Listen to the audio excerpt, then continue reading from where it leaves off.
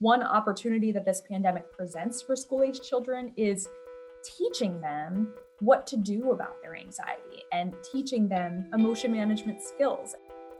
Across the board, we're seeing increased rates of anxiety and depression among younger cohorts, children and adolescents in particular. We are seeing, increased rates of anxiety, increased rates of depression. They're struggling with increased rates of loneliness because they're not able to connect with their friends from school in the way that they usually would, or outside of school, because there are restrictions around social distancing. We are seeing increased rates in younger people thinking about suicide.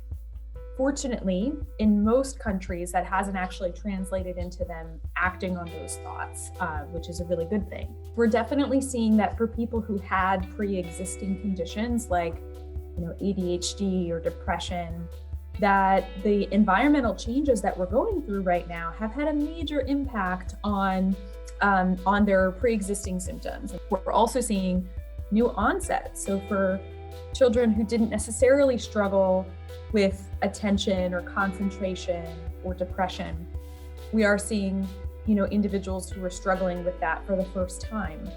At least in the United States, we struggle with, being prepared for mental health services for any demographic. We are seeing a demand for mental health services like we've never seen before. School-age children are no exception to that. In fact, I think the challenge in access to mental health care is really even more extreme among younger cohorts. Even before the pandemic, there was a major access challenge with getting kids connected to mental health care. Given that we're seeing increased rates of anxiety and depression during the pandemic, I do think that schools are going to need to increase the attention that they have to helping youth to work with mental health challenges that come up.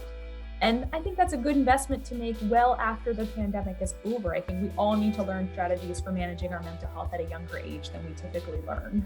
I think it always starts with modeling healthy behaviors. So this looks like investing in your own self-care if you're a parent to a child, and making sure that you're in a good headspace to be able to be the kind of parent that you want to be, or the kind of teacher that you want to be. I think it also requires adults to talk with children about anxiety. The best investment that an adult can make in their child's mental health is to listen to what's going on for them and to offer, problem solving when necessary. But sometimes all they need is just a validating, loving adult who can make sure that they're seen in the world. Being honest with them about what's going on without making them, focus all of their attention on it, I think is important. It's all about finding that balance.